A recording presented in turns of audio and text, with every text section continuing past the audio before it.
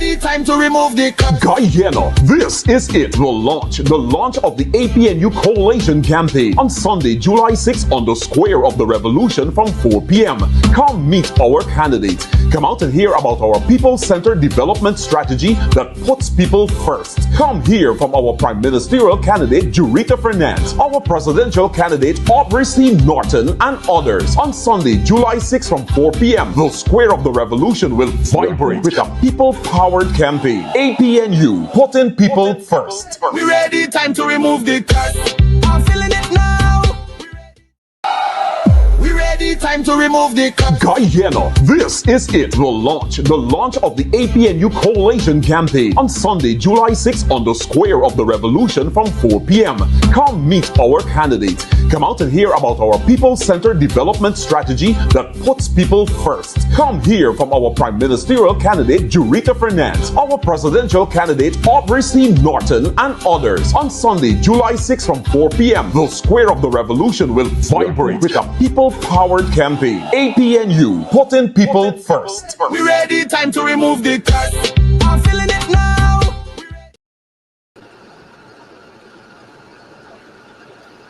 A pleasant good afternoon. It's Sunday, the 6th day of July in the year 2025. My name is Christopher Jones, welcoming you to a special live broadcast on the Square of the Revolution. This is Chris on the Square. In a matter of hours, the APNU Coalition will officially launch its 2025 general and regional elections right here on the Square of the Revolution. But first, here is an endorsement for the leader of the People's National Congress Reform and leader of the Parliamentary Opposition, the Honorable Aubrey Norton.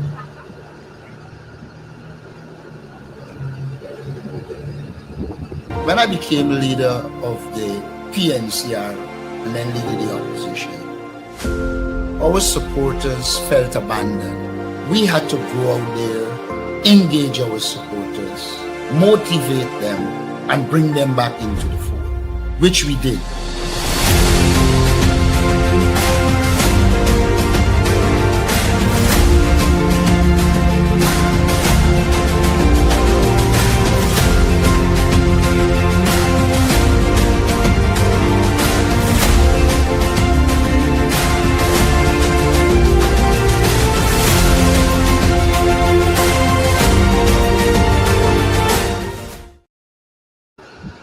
Welcome back to the Square of the Revolution. My name is Christopher Jones. Thank you for joining me on this special live broadcast out on the Square of the Revolution. I'm joined this afternoon with my colleague and former Member of Parliament, Ms. Nima Flood-Best, who is no stranger to the national political spectrum, and of course no stranger to the East Bank of Demerara, and particularly the village of Mocha.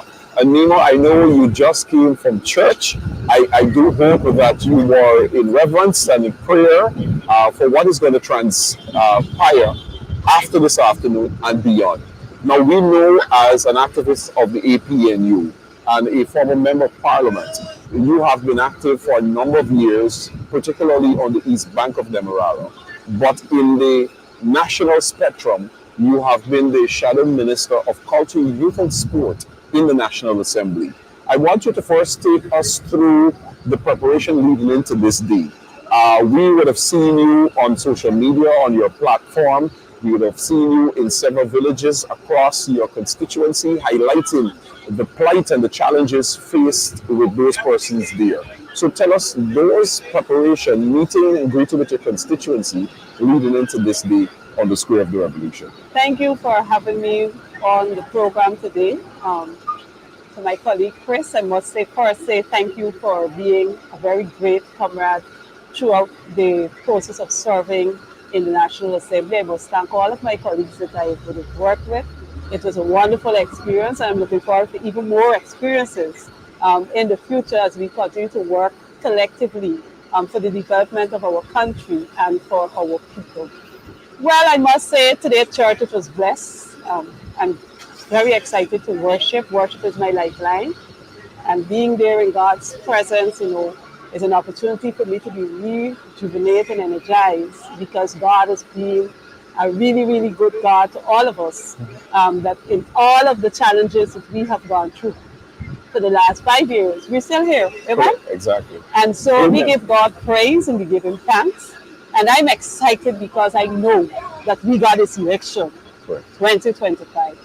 All we have to do is keep working together and keep focused, keep our boots on the ground, and yes, we will win this election. I have no doubt indeed. I have no doubt of that. Now, the pushback from the People's Progressive Party Civic over the several months and so forth, they speak about progress and development. They speak about a wide range of development in various communities, in various regions and so forth.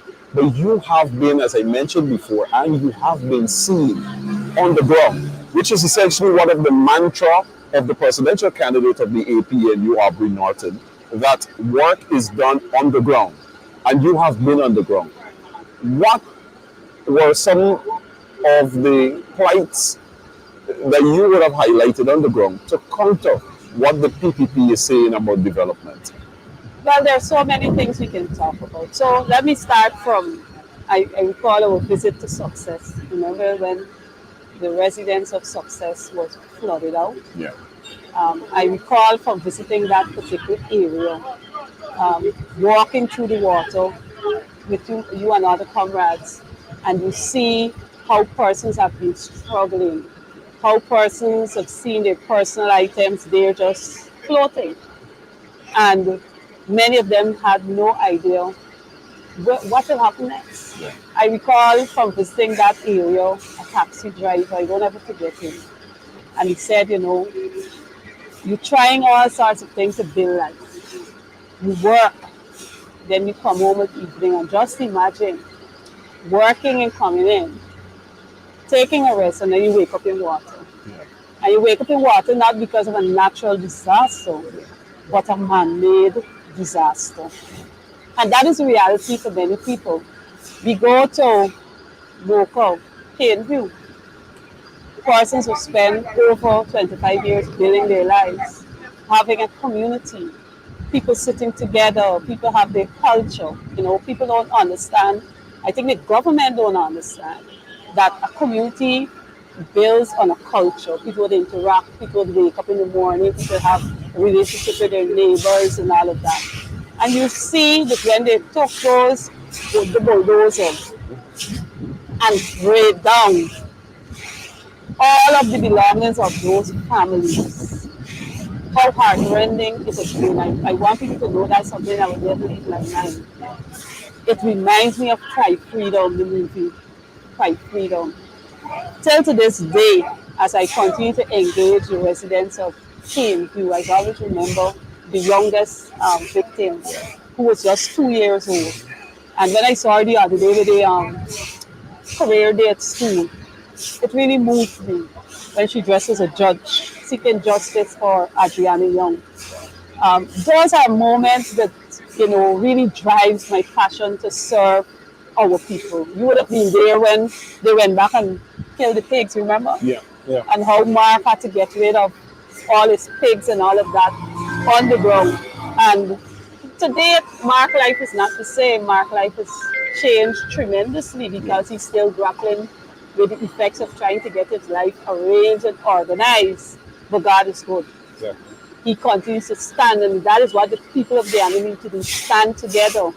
They were able to be as far as they are because persons would have assisted and helped them along the way. I must say shout out to those wonderful people who stood in the test of time. We come to Hillfoot. Yeah. I always recall the incident of Hillfoot traveling to go to Kurukuru in the evening to reach one of our comrades when I encountered the disaster at Hillfoot, where the persons were graded down. That night, I was taken to the area on a motorbike in the dark, pitch dark, no light. And the guy was crying and he was riding up the hills, and I just praying, Lord, let I reach safely. Yeah. When you get to that area, you recognize how many babies were left homeless because you had babies as young as 2 weeks old at Hillfoot that didn't have any home. You had elderly people there. I remember the sick guy where they lashed down the house. He was crippled, but in the house. He died subsequently after. You know, those are the things that happened. But again, I kept involved. I kept talking with the people at Hillfoot. Still, they have not settled, many of them. But they continue to have hope, and APNU brings that hope for many of those people. We can talk about Sarah Johanna. Sarah Johanna, we had those families that were graded down again. You go into the area, that area have over 100 children. So when they graded down 7 homes, you know how many children were made homeless? Yeah. And still you see those children striving. Many of them have struggled throughout school because they would have missed classes, because remember now they don't have a somewhere to really call home. So as I serve the people and I go through all these things, you go to communities where they had a road, but the PPP said in the name of progress of doing the road, but when you go back you can't drive, the vehicle can't fit on the road. It's a narrow strip. It's a strip. It's gone from a road to a strip. I visited areas where you see they dig up. They have not taken any thought or consideration for persons to access their homes. So they dump all the stuff there, and people are trying to figure out how they're going out, how they're coming in. And we've seen about, is that really progress? You know? Yeah. So we see all these things happening, and have been happening for our people throughout the years that we're under this PPPC administrative rule of dictatorship, marginalization, victimization. Those are words that can be used to describe their actions. What about Chris? All of those who were dismissed from their job. Yeah. Yeah. You mentioned Mocha and the people at Keenview, and particularly benefit for the viewers in the diaspora who are currently viewing this program, and they want to get an idea as to what happened thereafter. So first, we were told that it is necessary for those persons to be removed because they're impeding the 4-lane road that was recently constructed, the concussion road, according to the U.S. Secretary of State. Is that those persons had to be removed because they were impeding the progress and the development of the road and so forth. Many people actually fell trapped to that propaganda by the PPP, and they too were lambasting the people there at Keenview. They have been removed. Has the road been developed on the strip of land that they were living and on? No, it is not. If you pass at that area right now, and you know the wickedness of the PPPC government. Yeah. When they had a meeting, the persons at Keenview were saying to them, you had the area for the road, there's a piece of land, there's a canal, and then Keenview. They said no, because they block it up. They threw mud in it. If you go now to that area, you can see that they dig out all the mud from the canal. All that mud that they claim, though there was no extra canal behind the people, because I was at the meeting. Yeah. You go now, the other day, that's about 2 weeks back, they took an excavator and they dug that same canal to bring drainage. You know what they did? Block it with mud to give people the impression that the road was going there. And so we continue to see, again, the actions of this wicked government when it comes to dealing with the people at Keenview. Drive along the highway and you see all the houses and all the buildings that are in line with the set area where Keenview was. Every day they spray, nobody don't want Keenview land. They mustn't want to occupy Keenview, people got to go back there. Correct. But even further up from Keenview, you see some huge structure being erected literally in line with where Keenview was. And as you mentioned before, it is nothing more than wickedness from the PPP, and it's nothing new. Because I know persons on the east coast of the Demerara, for example, in the area of Melanie Dharma Sharma, many years ago, when persons started to occupy the land for housing development, it was cited for housing development. It was the same People's Progressive Party civic government that actually blocked the main drainage area and flooded the land. And I know you mentioned to us some time ago a back of Moko. The farmers in that area suffer the same fate by the PPP. Yes, most definitely. When we had our first market day under the former APNU government, AFC government, we had a market day, and as soon as the market day was finished and PPP got into office, Yeah. I have videos, I have photos, I kept them because I'm going to keep putting them out to remind people how they block the drainage canal and flood. You know, was it the experience walking on a farm and seeing 200 bunches of plantain on the ground, the trees fall along with the plantain or the banana? I've experienced that. Now is it to walk acres of land and see all the sorrel down underwater, all the cash crops underwater. I've seen that, all the pear trees underwater, not a man-made disaster. A PPP A disaster. PPP disaster. I always say to people, the worst pandemic Ghana ever suffered is under the PPP And continue. government. And continue to suffer that because all these things that affect the lives of people were done by man, by their instructions. You block up a drain for 2-3 years, people can't use it. You come just not to the sporting facilities the same way. 2-3 years, people can't use it, people can't have access. Imagine a farmer waking up early in the morning, tilling the soil, sowing the seed, waiting to reap, and then water coming, and that's the end. And many of the farmers in Moko were not compensated for those disasters. Yes. They went about, they decide who they wanted to give the money, people affiliated with them, and many of the affiliates got the money and not the actual farmers.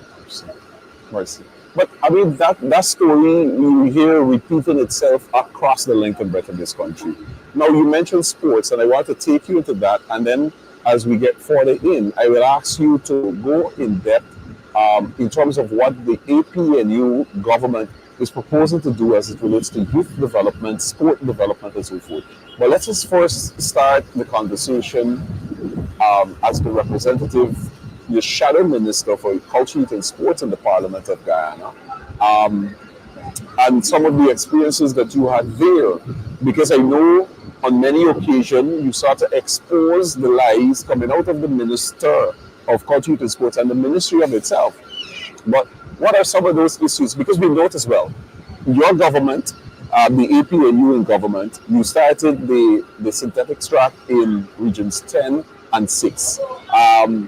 It was under your government that we saw the installation of lights, because it was a deliberate program which was titled Light Them Up Campaign, in which for the first time you had community grounds across this country receiving lights and upgrades and so forth. When the PPP came to office, many of the communities were told by the minister that he's making allocation of $10 million for ground X, Y, and so forth. I can tell you about this far because in the community that I live, in Tugville, there's the Conqueror's ground that they started to do some work about 3 years ago. And to this day, as we speak, it still remains undone. But for your benefit, as Shadow Minister of Culture and Sport in the National Assembly, what are some of those issues that you saw? Well, shadowing the Ministry of Culture, Youth and Sports is quite interesting. When you have a minister who's very arrogant, doesn't care to listen to anybody and the things they do. Only last evening I received a message, someone asked me to list the number of events I was invited to as Shadow Minister for Culture, Youth and Sports under the PPPC administration. And I laughed. I said, the number of events? I said, the only thing I've ever received an invitation for is the flag raising after they get a cussing in public about it. Other than that, no other event held under the ministry did I ever receive any formal invitation to go to attend. All the events you see me attending, I went on my own, and because I know that as a former athlete and a teacher of sports, the importance of motivation, being present to support the athletes. So for me, I didn't allow the political foolishness that Ramsu and his crew went on with to bother me from, or to stop me from being there to motivate and cheer up our athletes and encourage them. Because, like I said, as a former athlete, I know the importance of motivation. You know, is it to be at a game and you see your parents or your neighbor or your school friends and stand cheering you on? I made myself present at competitions to be there to motivate and encourage the athletes because I know the importance of it. In the parliament, of course, you know, we have to submit questions and sometimes it frustrates me. I submitted my last set of questions and they would not be answered because, you know, we're no longer in there.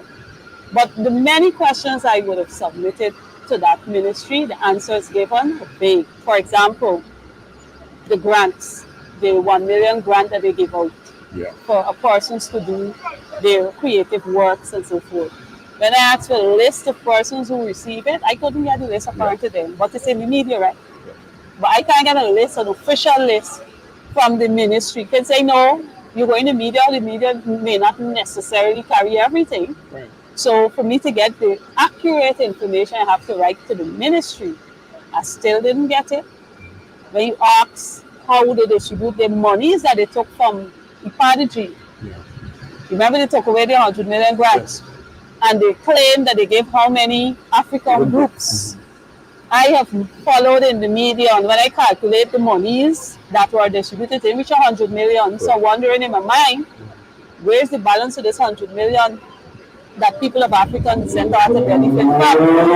This administration took the position to remove that grant and decided they will distribute it to who they want. But when you tally based on what they have in the media, it can reach 100 million. Yeah. So there will be a lot of money. So those are the things that you have to deal with. Also, incomplete projects. You mentioned the stadiums that were started and left. Still incomplete. You go to Linden, still incomplete. You go to Region 6, I was in Region 6 2 weeks ago, still in the same position. They still have people running with, they run some, they borrow and all that, hustling to do some work. And then they tell you they're going to do a set of slam dash, patch and paste and cut and send it and say that they've completed it. But it will not be wholesome enough for the athletes. So we have athletes who would have gone the last 5 years without having proper access to facilities. Look at the gymnasium, the sports hall. Perfect example. How many years? 4 years? Yes. They were doing repairs to the sports hall. I did some research. I think the actual original sports hall took within months to finish constructed. Correct. But they went to do repairs and took years. And you know what's interesting? Go now when rain fall. All the roof leaking. Washroom still in flashing, but it took 4 years to give us substandard work. With oil resources. Substandard work. And then you think, oh, we're declaring this state of the art. I don't forget the words they use. Yes. State of the art facility. Keywords. But when you go to this supposedly state of the art facility, you're looking, you see the state, but you don't see the art. So, you know. I want to. So I mentioned the Ministry of Cultural Sports, and particularly as it relates to monies and the allocation. Now, every year, the Parliament of Ghana makes allocation in the hundreds of millions of dollars to the ministry, but yet there is no proper accountability. You mentioned the grant that should have used to be given to the Ipadaji, and the tabulation based on where they say the monies were went. It's not coming up to the figure as I've advocated. There is reports coming out from the Ministry of Culture and Sport that the minister has instructed the permanent secretary to prepare checks in the sum of $2 million, $5 million, $10 million with no supporting documentation. It is reported that the permanent secretary and the ministry is aware that this is illegal based on the accountability laws and so forth.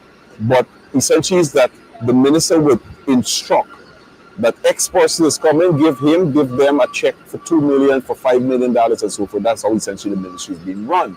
And that is why where funds and allocation should be made to sports and sport groups and fraternity is not happening. I know a lot of the sporting body, the federations and the associations have reached out to you and they complain that many times when their athletes are to travel abroad or to participate in events, that most time they are denied funding. I want to go now, I want to look forward under the APNU government, and it could be presumed that you will likely be the Minister of Culture, Youth and Sport. What are some of the policies that the APNU has in place after achieving the 2025 elections? Let me start by saying, under our people development strategy, putting people first, the APNU government will ensure that our youths, our children, our women, all categories of individuals in this country will be taken care of. Specifically, under the Culture Ministry, I'll tell you what is my vision of a culture ministry, culture, youth and sport. It should be seen as the happiness ministry of a country. The happiness ministry. Why do I use that term? On the culture, our objective is to preserve and protect what we have. And if we're going to preserve and protect what we have, for our artists, our musician, artists, and all these people, we know they're struggling with copyright legislation. We don't have anything that they can rely on or provide a form of protection for them. And so we will work to have that legislation in place so that they can be protected. It is important. You know, I would have walked after interacting with individuals. You would go on the by GPO and you'd see Guyanese doing the work, the craftsman thing, creating the leather craft and all of that. And you could go to a Chinese store and see a replica. There's no protection for our people there. We have persons who do their music, and you would see people use it and they're not benefiting from the use. So we need to first of all have legislation there to protect. Also, we see the disrespect when it comes to our artists and so forth in this country. We have an administration that is willing to pay money, a lot of money, bring everybody in, all the fancy artists, but how much do they actually offer our local artists? Yeah. If we cannot invest in our people, then obviously they will not be able to benefit from the patrimony of the state, because as an artist, whatever it is you do, a person who paints, draw, so whatever it is that they do, after a certain time, what is there to protect them when they retire? Right. We have to ensure under our government, we'll ensure that systems are in place that after retirement they can benefit. So if you have your legislation in place, even when they retire, we know that happen, the music being played and so forth, they get in a subscription, they get in the money from it. We have to ensure that we protect our culture at all costs. So we have to invest in it. We see the water down of matrimony. Yay! Under the APN, we together. Matrimony is we own. Matrimony is we thing. So we're going to ensure that we preserve and protect that culture that so many people look forward to, the family time, you know. I always sit and reflect how at matrimony time my mom used to prepare the basket. And we would be on the Central Road in front of the church in Nazarene at Irving Street. And you would watch it, all the floats, and everybody did pass, and you would greet people, you see your school friends and so forth. You don't have that kind of atmosphere now when you go to MASH. Just see a few things, you're not seeing the creativity out there. Under our government, the APN government will ensure that we preserve and protect our culture and our arts, because it is important to maintain our Guyanese identity, our unique identity, and we have a lot of that to protect. Correct. When it comes to our youth, you know, I sat down and I reflect on what is all the monies that were allocated. I'm sorry that I didn't work with the total in my head, but all the monies allocated within the last 5 years for youth, most of it either went to furniture or a building. Many of the buildings, again, incomplete. So how did the youths actually benefit? What we saw Ramsu doing is running into Sophia, the training center and so forth, cut short the training program for our skills one, be it a mason, being a carpentry, whatever it is they're doing, from a 1-year program to a 4 months program. And then he sits in the parliament to tell me, an educator, and people who knowledgeable about what happens with the curriculum. Oh, we have done a good thing. How you could tell me that I'm a certified carpenter in 4 months? Yeah. What experience, what practice was given in 4 months? So they went and they adjusted. That what happened on us. When we finished training our young people, they will be able to use the certificate and earn from it properly. Now people got a question. This person went to training and in 4 months an electrician come out, 4 months. An electrician come out and they can't handle themselves on the job because you did not prepare the program for them to actually be successful. It's more for the PPP. It's more about the show, as in there's a graduation ceremony and the minister hands out certificate and the NCN or the DPI would prepare 2,000 youth, 1,400, 600, 200, whatever the case be. It's about the show, but not the actual preparing young people for the world of work and training them. And to actually be successful. I remember asking in the parliament, if you're running a cooking classes or a cookery or sewing, we all already have an accredited institution of the Parliamentary School of Home Economics. Yes. Why not run the programs and have the children certified through that institution? Exactly. Instead of giving them a piece of cardboard with stamp Ministry of Culture, Youth and Sport, sewing course or whatever course, and put a stamp there invalid. Exactly. Because that is not an accredited institution to issue the certificate. That is just the ministry. So when I ask why is it they're not collaborating with these areas, even though these courses that they're running, you got GTI, you got GITC, even though they may not be able to accommodate all the students, as government you should supposed to have interagency linking. So you can actually run the program and get the original certificate from these institutions, let them come and do the evaluation or whatever. And so at the end of the day, when I present my certificate, it's not just a cardboard with a stamp. Exactly. From an institution that is not accredited to run the program. Exactly. So we will ensure for our young people that the training that they get, the empowerment that they will get through business, through all the programs that we will organize, that they can actually become functional members of society and earn from what they would have learned. It wouldn't just be giving them a paper. So our young people can look forward to that. When it comes to sports, the first thing we have to do is to show respect for our athletes. It really eats me up inside to see how disrespected our athletes were treated under this PPPC government. And I will start by identifying one. The recent coming home of the athletes from the Perth Games. You know, the usual pump and swear and flowers and so that they would have. Even though they didn't get the number of medals that they were looking for at this last games, the welcome home ceremony was cancelled for those athletes. And I saw the disappointment in their faces because I was there. Like I said, I don't need an invitation from this government to turn up to motivate and encourage our national athletes. So I was at the airport to witness firsthand the return of our athletes from the Perth Games and how disappointed they were that nobody was there to welcome them home. Even to the parents who are disappointed. Now you don't treat athletes like that. They are our national pride. They traveled, they would have trained, some of them would have achieved their personal best and was placed on the Perth team. They earned the place there, they handpick them.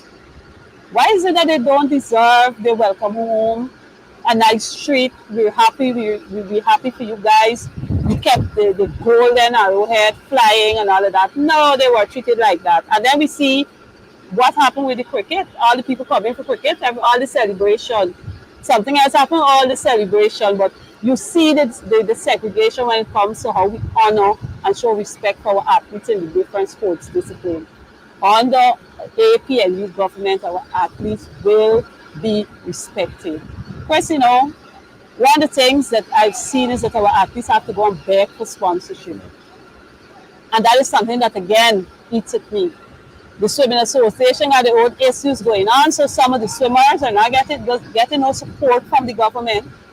So for athletes to go places, they got to be begging for sponsorship to go and do what they have to do. Our athletes should not be made into beggars. We're in an oil-rich economy. Why is it that we can't ensure that our athletes are respected? One, they get the sponsorship needed so that they can go to participate. Two, why is it that we're not sending, if we're going to go to a country to participate, you're supposed to send somebody a week ahead, 2 weeks ahead to ensure that logistics is in place, that when your athletes reach to that country, they're picked up properly, they're housed properly, the diet is in place. I've listened to the horrors of athletes speaking, going to compete at a venue and the doors stand locked, breeze catching them all night. That would not happen under the APNU government. We will ensure our athletes are respected and protected. We spoke about the insurance for our athletes. Many athletes would go, they would take part, one injury would take them out of the sport. Yeah, and that's it. Because they can't afford the care that is needed. Yeah. That is something that we need to look to ensure that our athletes are covered and protected. Many of our athletes question, got to go to work and then go and train for the sport. They playing football, they got to go do the little mason walk all day, they're tired. Yeah. Or they got to go and play cricket after working hard. And then they got to go and play the sport. Where is the support for those athletes? Exactly. Our government will support. Excellent. And I'm happy that you mentioned that, because having served in the National Sports Commission as Director of Sports, we were at pains at time to find sufficient financial support for the athletes then, but we provided what we could. Now, if we were given the opportunity as exists now, access to oil resources, because one, you mentioned in terms of athletes having to go to work, get off from work and then put in a couple hours of training. And they can't because they're tired and they got to rest and so forth. So I agree with you. Okay, we want to continue with the discourse. Of course, we're going to go to a quick commercial break. So for those of you just joining us, we're coming to you live from the Square of the Revolution. It is now just 2:02 in the afternoon, and just in a matter of hours, you will have thousands of Guyanese of all walks of life arriving here on the Square of the Revolution. As mentioned last night, you have people from the diaspora who started to arrive in country as early as Thursday, and of course earlier today. They're going to be assembled out here on the Square of the Revolution, where at 5 o'clock this afternoon will be the official launch of the APNU AFC Coalition campaign. And of course, we extend an invitation to you. I'm joined here with former Member of Parliament with responsibility for culture, youth and sport, Ms. Nima Fruit Best. And of course, she's going to continue to be my guest for another few minutes. So stay tuned. This is Chris on the Square from the Square of the Revolution. Time to remove the Guyana, this is it, the launch of the APNU Coalition campaign on Sunday, July 6th on the Square of the Revolution from 4 p.m. Come meet our candidates. Come out and hear about our people-centered development strategy that puts people first. Come hear from our Prime Ministerial candidate, Jurita Fernandez, our presidential candidate, Aubrey Norton, and others. On Sunday, July 6th from 4 p.m., the Square of the Revolution will vibrate with a people-powered campaign. APNU, putting people first. We ready, time to remove the curse. I'm feeling it now. Hi Guyana, I'm Ricky Ramsu, a former Member of Parliament. As we prepare to launch our general and regional election campaign today, I invite you to join us. Come and listen to our people-centered development strategy from our presidential candidate, Aubrey Norton, and our Prime Ministerial candidate, Jurita Fernandez. Remember, vote for integrity and transparency as we strive to reclaim Guyana from the most corrupt government in the Caribbean. Under the leadership of Aubrey Norton and our Prime Ministerial candidate, Jurita Fernandez, we envision a transformative Guyana where each Guyanese will benefit from the country's oil resources. We will restructure the Guyana Forestry Commission, the Environmental Protection Agency, and the Guyana Geology and Mines Commission to ensure they serve the people of Guyana and not as personal friends, family, or favorites. Our goal is to make these organizations viable and sustainable for future generations. I endorse Aubrey Norton for president, and I urge you to vote Apnu on September 1st, where we prioritize the well-being of our people. Welcome back to Chris on the Square, coming to you live from the Square of the Revolution. I'm continuing to be joined by former Member of Parliament. So before we get into this segment proper, I want to ask you, your 5 years, and I hope I don't railroad the conversation that we were having before the country, but the 5 years serving in the National Assembly as a first-time Member of Parliament. Let me go back from when you were called. I want you to walk our viewers through that period when you first received the call. Because for those that may not know Nemo Fluid best, like I know Nemo Fluid best, way beyond 2020. Always active in the village of Mocha, always active on the east bank of Demerara. And more so, during her period, I can share this now with you, during her period as a Member of Parliament, Nemo Fluid best was one of those MPs that we will send not to necessarily infiltrate certain meetings that the PPP or ministers were having right along the east bank of the Demerara. Because Nemo becomes so inconspicuous that she is there, she blends in the crowd, and they don't even recognize that it is an opposition Member of Parliament. And that's how Nemo was able to have so much information in terms of what's happening on the ground, because that is what she was doing. So, Nemo, take us through when you got that call 5 years ago to sit in the National Assembly, your reaction, your family's response, and so forth, and then take us through the 5 years and what that experience had been for you. Wow. Well, I can recall the day I received the call. I was washing wares in the house, and I got this call. Is this Nemo? I said, yes. Are you willing to serve in the National Assembly? I said, yes. He said, sure? I said, yes. Okay, but please get yourself prepared. And then I stood up in front of the mirror and said, wow, I don't even have a hairstyle. So I had to run and get my cousin. Thankfully, my family is always there to support me, to start getting me ready to get this parliamentary looks. Because remember, my mother at home cooking, cleaning, and in that time with all of that at that set moment. Yeah. And from the time I entered the National Assembly, I saw it as an opportunity to serve. I'm always serving. Yeah. So I see my parliamentary work as an extension of service. I know I'm able to serve more people and not just be shut in there. Right. And I can tell you the most vulgar place I've ever worked is the Parliament of Vienna. I gotta let people know. Yes, please do. I recall the first time I heard Kwame stand up and talk about big panty in the Parliament, and who's a prostitute, and some of the languages I heard. I tell you, because of how I grew up, the Parliament is seen as the most vulgar place I've worked in terms of language. It's also the environment where I see a lot of disrespect. But y'all know I say about that. Yeah. The level of disrespect I saw in the Parliament against women really, really upset me. And I'm thankful that I didn't have the opportunity to flatten somebody's face. But you witness a lot. You witness a lot of those.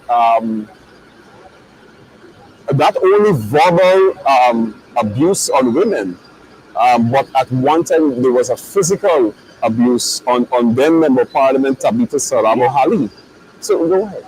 Yeah, that was upsetting to me because, you know, and people can know as I'm there, I'm thinking, why he feel that he could knock one of our colleagues and get away with it. I didn't want to throw him down the step. And that's the truth.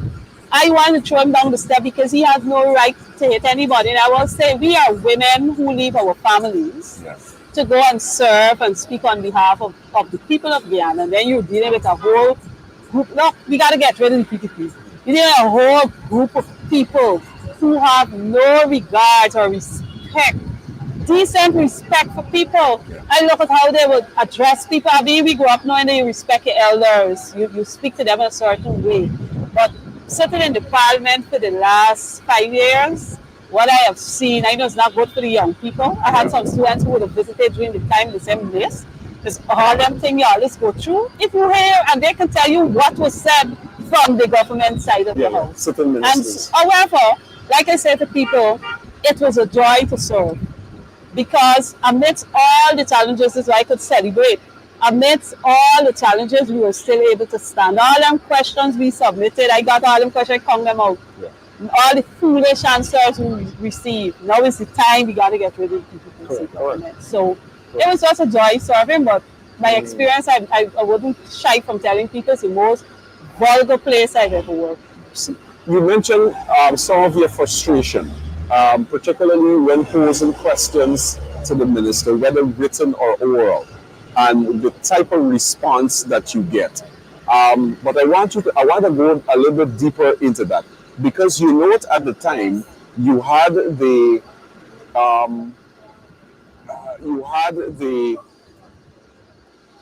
varying political parties that sit in the parliament. And specifically, you had the Joiner Party, who, whilst out there during that campaign and all that they're going to fight against once in the parliament and so forth. And then when you had Mr. Lennox Schumann, who was the first representative of the Joiner Party in parliament, and those experiences that you had or you witnessed with him sitting in the opposition benches, but then voting every single time with the government. And then you may say that, oh, well, it was just Lennox Schumann. And then you had a change in the Joiner Party, and you had Dr. Kisui. Take us through this. You know, I've never seen a Joiner Party in Parliament. It was a Joiner Party on paper by name. Yeah.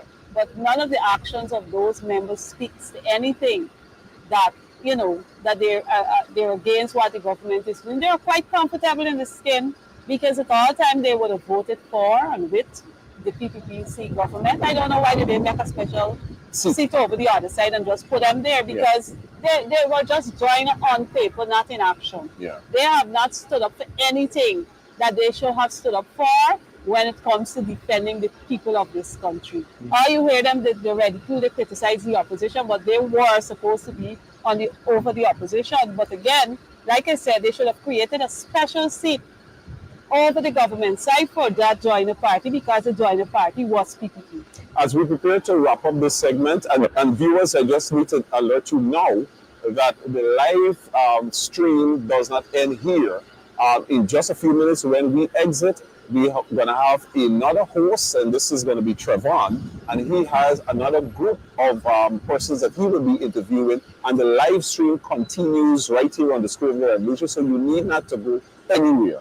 But meanwhile, as we prepare to wrap up, as you just mentioned, what transpired in the parliament, the Joiner Party went out there during the campaign and campaigned to people in terms of what they intend to do and so forth. And it turned out that it was nothing more than musical chairs to share this person coming and he's an MP and then she's an MP to get access to the finances or whatever the case be, and vote every single time with the PPP government. I want you now to sound the warning. And this is about the most critical part of the interview. To sound the warning to the Guyanese people who will be taken to the polls September 1 in these elections. That they may believe that I want something fresh, something new, a new face, and I'll take a chance here and take a chance there. Now, I don't want to speak because I've experienced these over the last September, 29 years being in politics. You had this experience for yourself.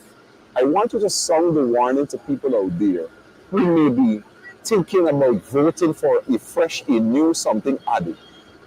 What could likely be the consequences of them casting a vote other than an APNU government? Well, to my Guyanese people, I want to call on all of you this afternoon. Do not be fooled. Do not be carried away by all these new groupings or whatever is being formed. Stop and look at what happened in the last Parliament of Guyana. You were supposed to have a joiner, but at no time was the joiner independent of the government. At all times, they voted in favor of the government. They voted in favor of our oppression, our marginalization, our victimization. They were all a part of it. The joiner voted with these people and they acted with them. Also, the parliament was not independent because only the Speaker, Manzoor Nadir, campaigning for PPP. I saw him campaigning on farm on the East Bank for the PPP, trying to hold on to his seat. All these things you have to pay attention to. Do not be fooled. Think about your children. Think about your future. Under the previous AP and UFC government, I tell people, mothers slept in peace. You went to the market, you spent your dollars, and you saw what your monies was being used for. Under the last 5 years, people are not at peace anymore, and we're in an oil-rich economy. Guyana is supposed to be the fastest growing economy. I tell them the fastest growing economy for Guyanese, but the fastest growing economy in the world. And we see that people continue to suffer, continue to struggle, homes graded down, the fires, look how many children lost their life at Madia. And just because people can't implement recommendations and do, all these things, think about all these things. And more recently, think about Adriana Young and how she lost her life and what we see being happen with the law enforcement. All these things, think all of these things are on the paper. All those young men who were gunned down. Think about all of that, and I say to you, vote APNU into the next government. And you can be assured that we will represent the interests of all Guyanese. Our people will be comfortable. Our people will be able to sleep in peace. You don't have to be worrying about a corrupt police force or people doing things to harm you. You don't have to worry about that under the APNU. And again, do not be fooled.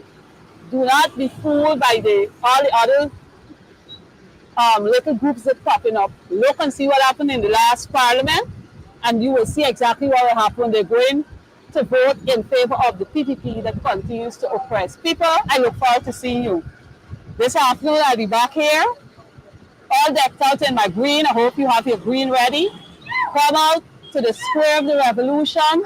Let us listen to our leader, our upcoming president and prime minister, who's going to be presenting, and all the other speakers, information that is pertinent for you to understand our people development strategy. I call on you, come out this afternoon and let's have fun as we rally the APNU into government come September 1st, 2025. I thank you, Chris, for being here. I thank you very much, Nima Fu-Best. And of course, Nima has been chatting with me for the last 45 minutes thereabout. And as I mentioned before, the live stream will continue all the way up to the pre-program time. We're going to take a quick commercial break. We're going to bring you some more endorsements. And of course, we're going to be right back with you to continue new interviews with some of the new fresh faces of the APNU coalition campaign. In just a matter of hours, the Square of the Revolution here in central Georgetown will be a sea of green, in which Guyanese of all walks of life, including those from the diaspora, will be coming out to have their numbers to be counted on the Square of the Revolution as people who are prepared to bring about the real change that is necessary for the movement, the forward movement of Guyana. So stay tuned. We'll be right back with Chris on the Square. We ready, time to remove the Guyana, this is it, the launch of the APNU coalition campaign on Sunday, July 6th on the Square of the Revolution from 4 p.m. Come meet our candidates. Come out and hear about our people-centered development strategy that puts people first. Come hear from our prime ministerial candidate, Jurita Fernandez, our presidential candidate, Aubrey Norton, and others. On Sunday, July 6th from 4 p.m., the Square of the Revolution will vibrate with a people-powered campaign. APNU, putting people first. We ready, time to remove the curse. I'm feeling it now. Hey Guyana, I'm super excited to invite you to the APNU campaign launch today at Coffee Square. Our mission is clear: to fight against the corruption and incompetence of the current government, For too long, we have seen our public institutions plagued by scandal after scandal. For too long, we have seen corruption all across this country. For too long, we have seen the injustices in every region of this country. And if you're saying enough is enough, then Coffee Square is the place to be. We are ready to lead, and together we can win. Come out and join us. When I became leader of the PNCR and then leader the opposition, our supporters felt abandoned. We had to go out there, engage our supporters, motivate them, and bring them back into the fold, which we did.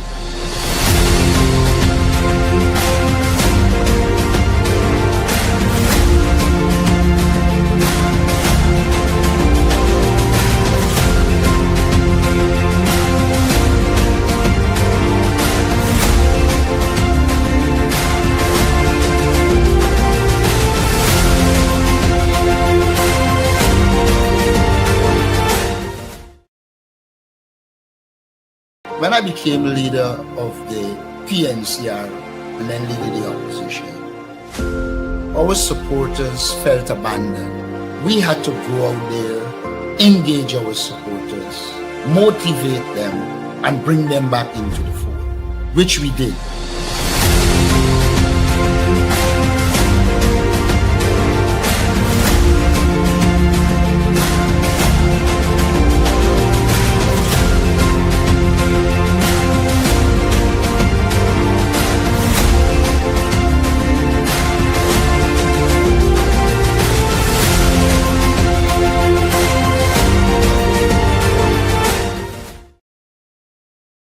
My fellow Guyanese, I am Ronald Daniels.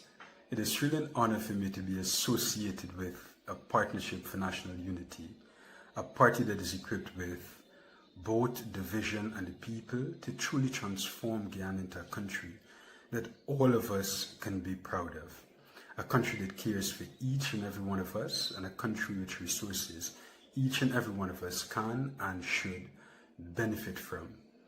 Do come out to our grand luncheon at the Square of the Revolution this Sunday so that you can meet our candidates and you can hear for yourself our transformative vision. We're looking forward to seeing you there.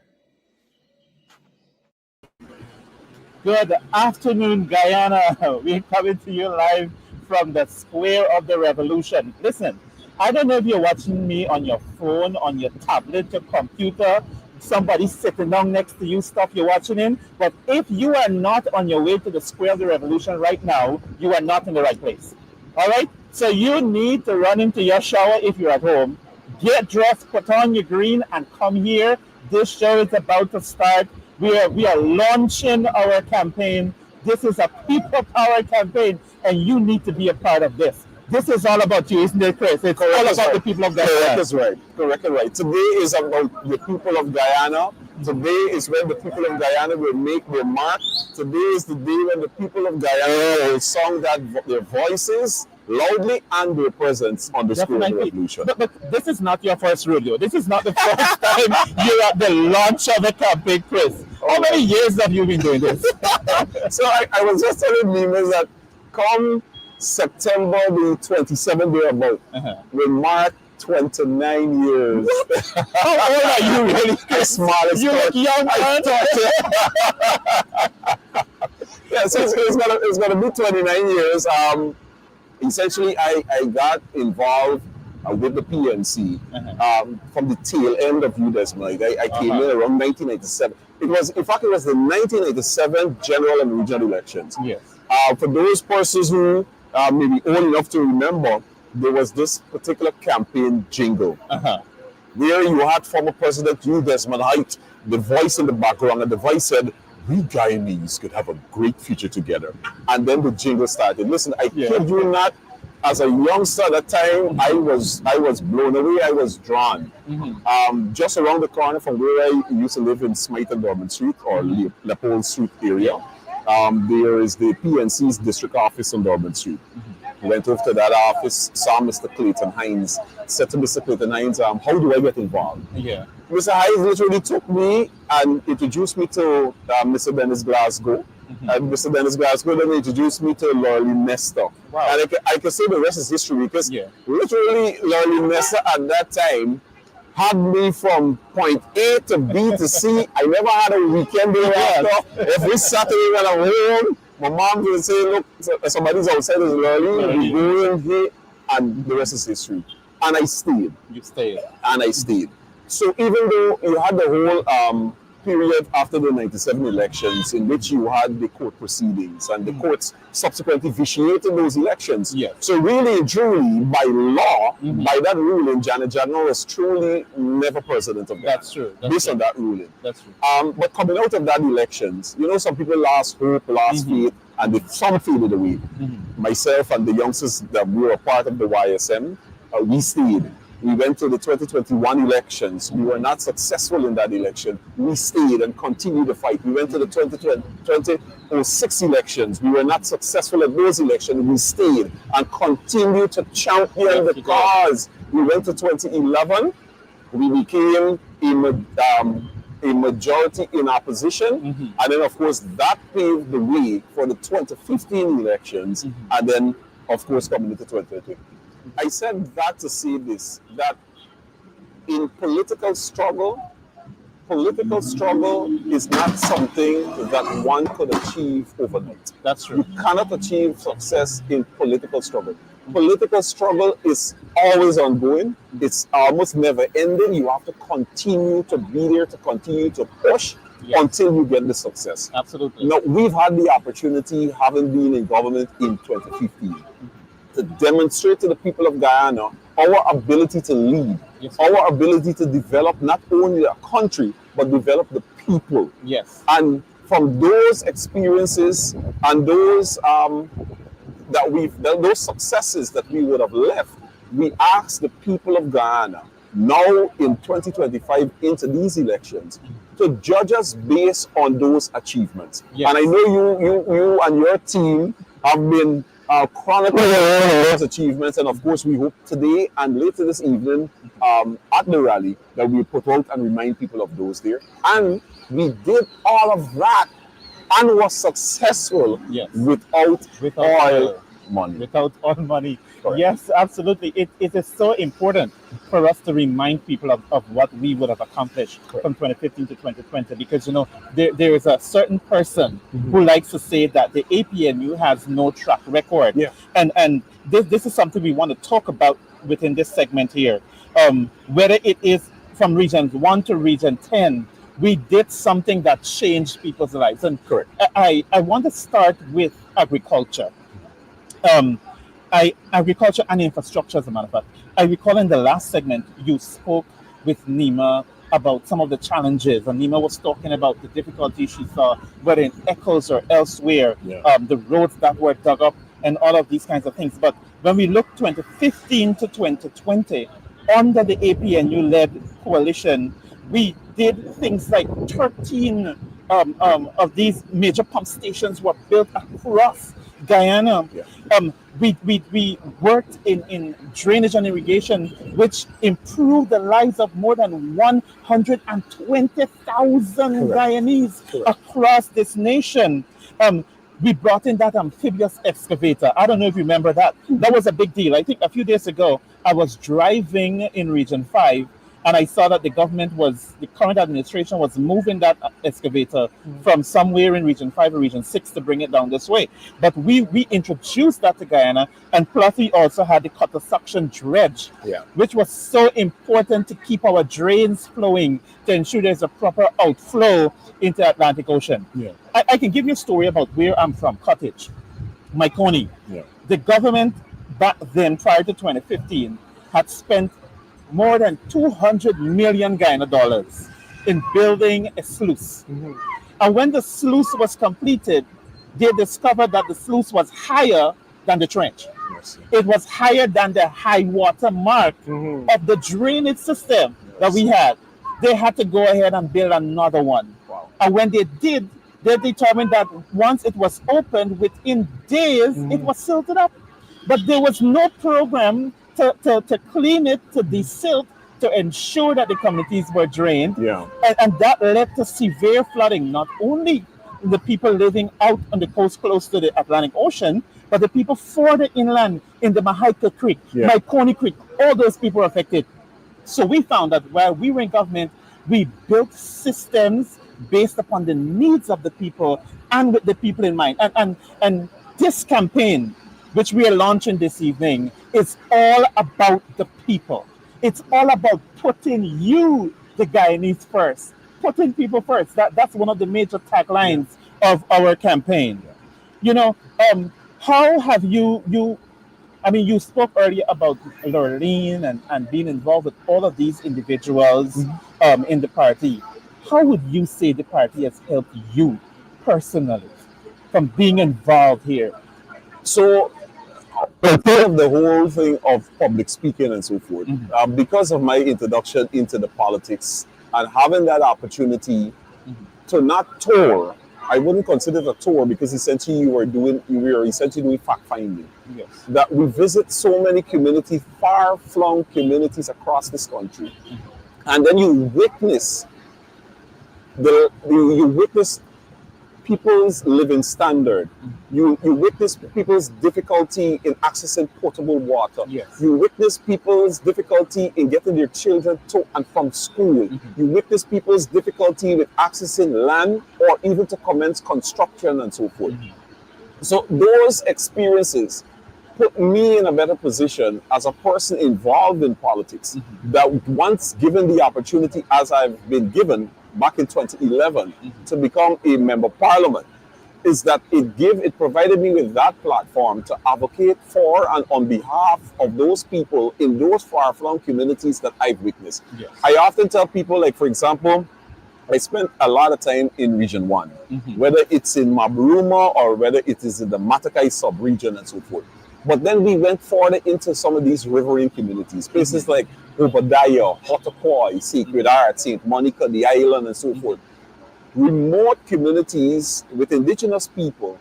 And when you go to those places and you see the plight and the challenges that they get, and then when you come back on the coast, here it is a PPP government preaching about how they've developed the life and the living standards of Guyanese all across this country and so forth. But because you had the experience and the opportunity being on the ground in those areas, you see it is quite different. Yes. And then having been given the opportunity by the PNC at that time, then APNU AFC, to be at that level in the National Assembly as a parliamentarian to make representation on behalf of those people.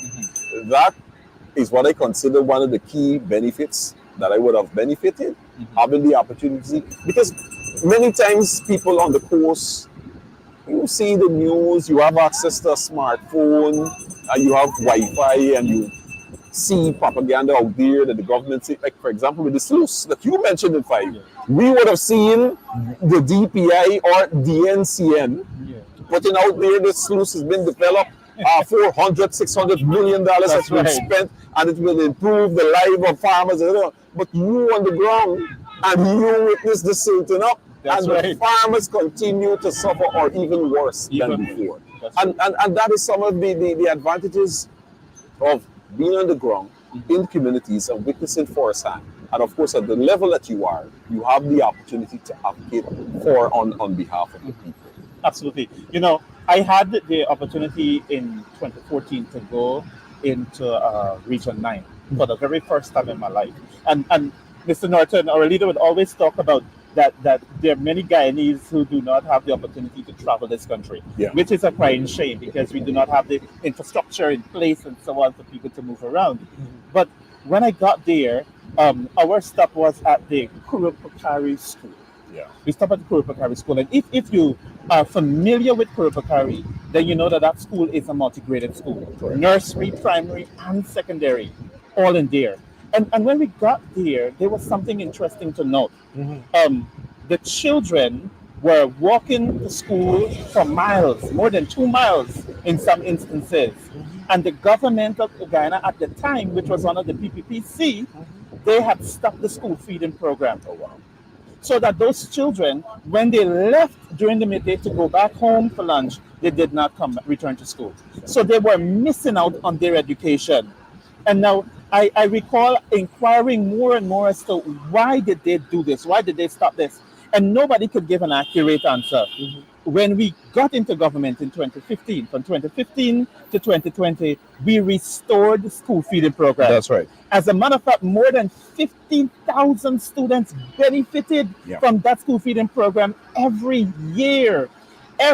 You know, and they say we didn't do anything for education. Correct. You know, and what that translated to was more students coming to school, more students staying in school, and the increased performance as well during those years that we were in power. And that too reminds us of the 5Bs program. Of course. The boats, the bicycles, the buses, the backpack, and breakfast, as you mentioned, the hot meals. Yes. And I mentioned to persons just a few nights ago that when the PPP in government, and they used to be traveling, whether it's the Pomeroon River or say Region 1 of the riverine community, and when those ministers see the indigenous children paddling their canoes going to school, for them, it is something fascinating. Yes. And I kid you not, they take their phones and they take videos and pictures and they say, oh my, look at, and they post that on Facebook. Oh, look at these little children paddling to, because the amusement.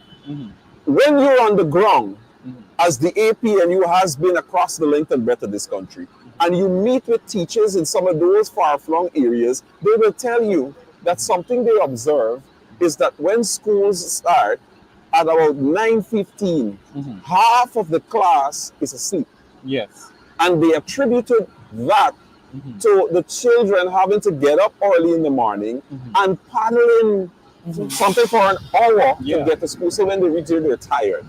Having given the opportunity by the people of Guyana in 2015, the APNU introduced that 5Bs program and immediately started to put boats in those urban areas, that those boats stop at every dock and pick up those children and take them to school. Yes. And those on the coast, parents always find it difficult to find the transportation money and as well to put your children in a transportation that they're safe. Yes. They don't have to worry about lewd and vulgar music being played and what condition or situation the children are going through. The APNU and government, given the opportunity by the people of Guyana, put those buses on the road that picked up children and take them back and forth free of cost. That's right. Saving parents millions of dollars over that period. Definitely. And again, that was done without oil money. Now picture if you, the people of Guyana, not only coming out here this afternoon on the Square of the Revolution to show your numbers and show your support, but you give us that opportunity once again, is that programs like those, that 5B program, will be expanded. Absolutely. In which, because you have the resources, Yes, we do. so instead of the buses that we used to see traversing, and mind you, it was businessmen who saw it fit to make those donations. Sure. But as a government, the APNU will purchase the ones that you see when you travel to the US or Canada for your family, and you see those yellow buses taking children to school. That is part of the APNU's plan. That's our commitment. Coming into government, a commitment that they will purchase these buses and have them on the roads taking your children to school. Yes. That over a month, a week, or a fortnight, it saved parents thousands of dollars. That is monies going back into your pocket to offset any other expenses. And we haven't even touched on those other reductions that we'll do. We'll leave that day. Yes. You know what? And I see the current Minister of Education, former, I should say, because she's, Parliament has been dissolved. Yeah. But she went into the interior and she's showcasing her walking through mud and driving through mud. And here's the funny thing. That's the reality of students on the coastland. There you go. Not in the interior, the coastland. There was one young lady in Cottage by Cody who was showing how her child had to walk through puddles to get out to school. She fell into the mud and had to go back home, couldn't go to school that day. But let me tell you something. What you're hearing here is what it means to put people first. Exactly. We are putting you first, you Guyanese. And if you want to hear more of what we are going to do next, you have to be here tonight. You can't have somebody else tell you what happened. Yeah. Now you gotta should be have here. come. You want to be planned for come, but you see when I wake up and no, come. There you go, cut it. Because you know, I don't even want to mention the man's name, but you know the man that has the Thursday 2 or 3 hour rent for that period of time. You know he likes to talk. Yes. So we got to give him something to talk about. Yes. The Square of the Revolution this afternoon. That's right. To show you a number. Because, you know, Trevor, and this is outside of everything that we're discussing. When you speak to the average Guyanese, particularly a lot of the youngsters who get in these contracts, whether to do gutter and so forth, because I'm speaking with them. And the guys always tell you, is like, listen, right now, the things ain't right. Yes. That the monies that they were given to do a little road or to silt a gutter or whatever the case be, after expenses, they have little to nothing. A lot of those youngsters now who used to be building these houses, then housing scheme and so forth, if you notice a lot of the housing scheme that they were building, when they're building these houses, they stopped. Because they started paying the contractors little money that after they expended themselves to construct these houses, they have nothing to show for it. So many of those contractors just literally stopped taking those contracts altogether. Now, the presidential candidate of the APNU is on record, and he made mention of the fact that he will continue those projects, but he will ensure that those contractors are paid the sufficient amount of monies that they have to be paid so that they can make a profit and benefit from those contracts. Absolutely. But things aren't right. Things are not good. Guyanese people are not happy. The situation in the country is very bad at the time. Yes, it is. I got this. Yes, it is. It's bad. Hey, you know what? We are going to cut for a little while. We're going to head into to get one of those other endorsements here for you to see the people that are supporting this movement. There are people just like you, people who are excited to see Guyana go to the next level, and we are excited with them. Remember, Square of the Revolution is the place to be tonight. As a matter of fact, it's the place to be now. Correct. Now you need to get down here, guys. And as well, sorry, and just a sec before we go to the endorsement, if you haven't been able to collect it just yet, there is the team, the young people for Aubrey Norton. They are here and they are distributing those t-shirts. So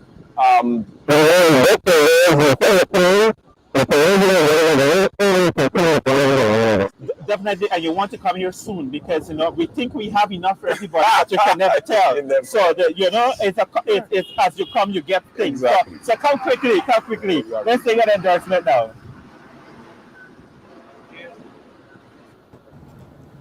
Good afternoon, fellow Guyanese.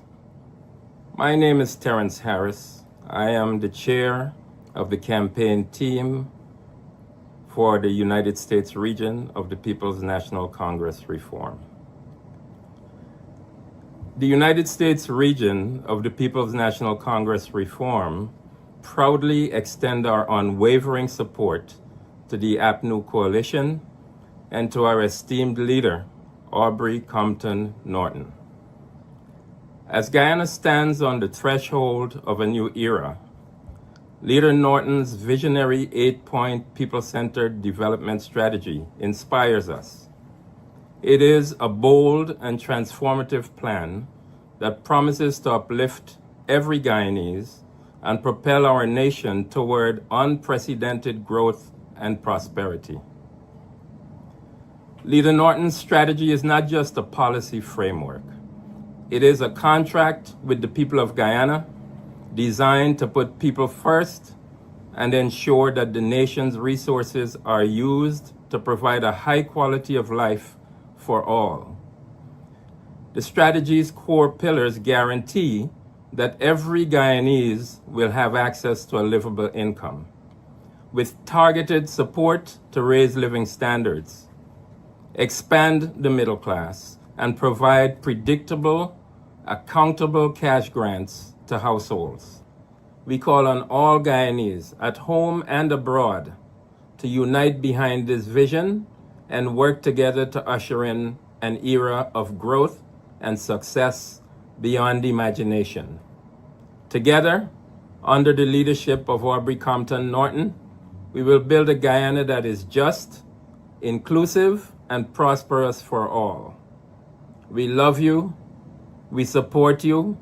Long live the Apnu Coalition. See you on September 1st, when we will work side by side to make this a reality. Have a wonderful launch and be safe. Hey guys, Dylan Mohammed here. I have a message for you, the average Guyanese citizen. For too long in our country, we have had leaders who do not know nor understand our struggle as average working class Guyanese. Also, those of us who might be poor, less fortunate. So, for the first time, we have on a ticket two leaders who actually know and understand and have lived the struggle of the working class Guyanese. And as such, these two leaders are very well able and capable to bring solutions to these issues. They're not pretending, they're not coming to us with lovely promises, unrealistic dreams like most of the other leaders have and continue to do even in this election campaign. They are bringing it home and being real with us.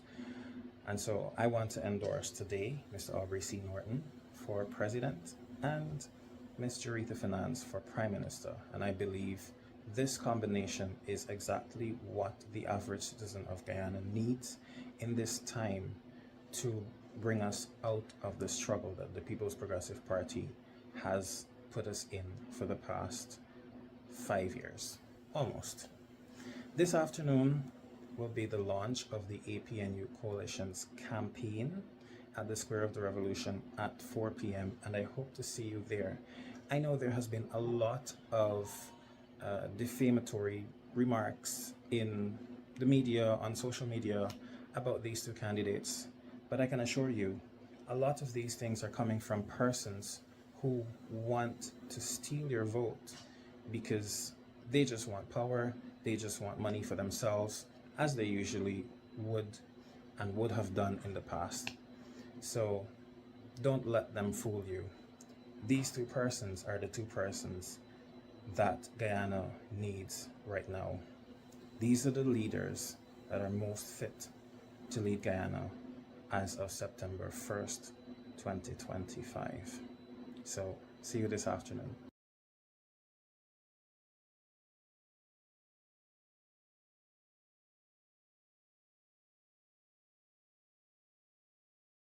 A bit more of the cool. The Guyanese sun right now is not an easy thing. The sun's sunning. The sun's sunning indeed. And talking about this, we've had a lot of change of weather. One time it's raining, another time it's hot, and a lot of people are coming down with the flu and the dengue, which the government say doesn't exist. Exactly. Our nation's health is a very important thing. If we are going to have a productive workforce, then we need people who are healthy. Yeah. And since we were talking about what we did while we were in government 2015 to 2020, I can safely say that we did extremely well. Yeah. As a matter of fact, we built more than 50 health posts and centers. What was not built was rehabilitated. Correct. And not just on the coastland, but Correct. in the interior as well. I have here somebody sent me Karasabai, Baramita, Kamarang, Aituni, Port Kaituma. These are all places that we went to and ensure that those communities are getting the health services that they need so that they can be healthy. Exactly. People keep calling me. They say, Travon, dialysis is killing me out. When we were in government, we ensured that dialysis was free. Correct, sir. Because we felt that the human capital that's the most important resource. That's right. And you will hear Mr. Norton saying a lot about that. And I'm certain tonight he's going to be talking about the importance of the human capital to Guyana. I am not sure how fair you are with what we did on the health while we were there. But these are just a few of the things that we did on the health. Yeah, but even forgotten that, something that a lot of people miss. Yes. Is those EMS. Right? Yes. And I'm pretty certain that the viewers could recall Yes. that prior to 2015, if your relative gets sick, you ain't got no ambulance to call. That's true. It used to be you throw them at the back of a car, a bus, a truck, or whatever, and run them down the road. God help And you us. know, sometimes we take this thing for granted, and we miss this.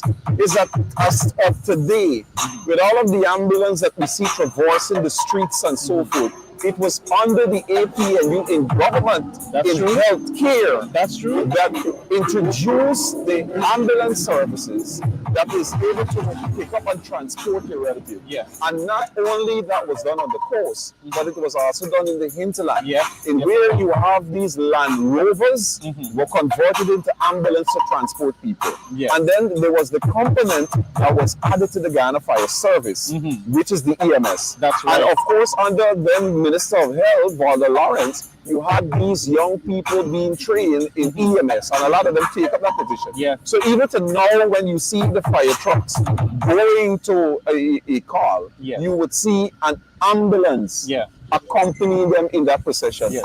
People take for granted that those services, including the ambulance at the various hospitals and regional hospitals, were introduced under the APNU government.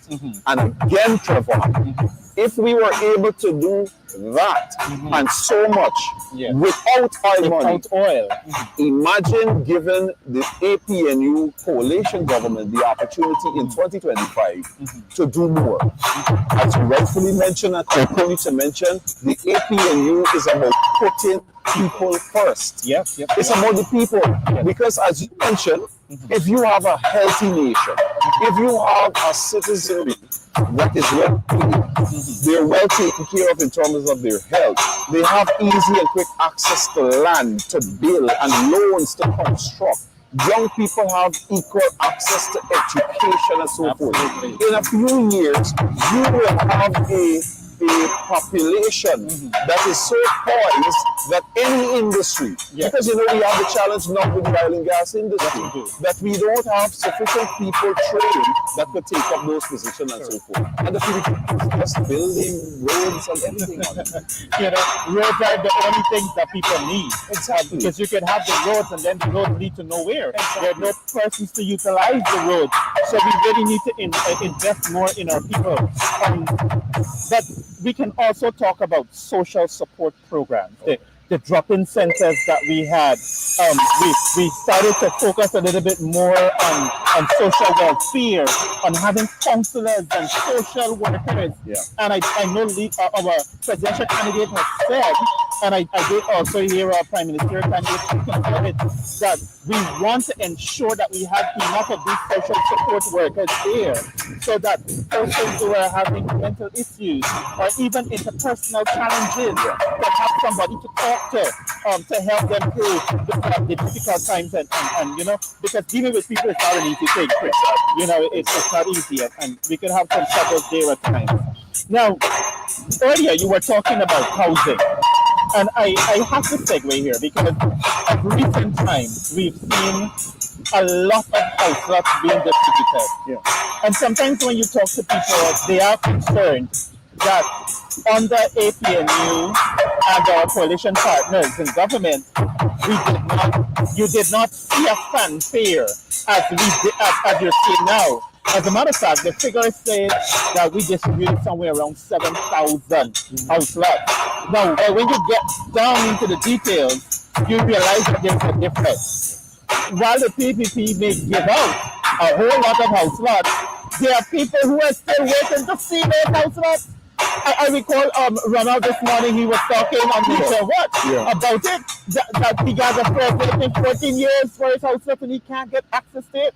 When we gave out those 7,000 house lots, we gave them out with streets, we gave them out with light, we gave them out with water, that you could have gone the very day and start building. Correct. No, listen, if you didn't mention that the PPP is just giving land, I would have jumped you,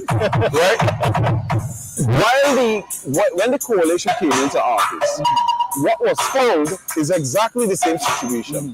That you had people who were allocated, and not even lot, but rather land by the previous PPP government before 2015, and they had no idea where those lots were. The APNU spent a significant amount of years, I think up to about probably 3 years, trying to allocate those lands or those lots to the people who were awarded lands under the, and note that I'm saying land and lots, because the people give land. The coalition give you a lot, because as we mentioned, as is happening now, they go out there and say that their objective is to allocate 50,000 house lots. They have allocated 40,000 land and 10,000 lots. So the 10,000 lots are actually people who receive lots. But the 40,000 people who are allocated lands have never seen it. They don't know where the land there. They don't pay over $500,000, and they're requested to pay more before they even see them. So what they do is collect those monies and develop lots for people who have been waiting a period of time. So it is. PPP is always about transaction.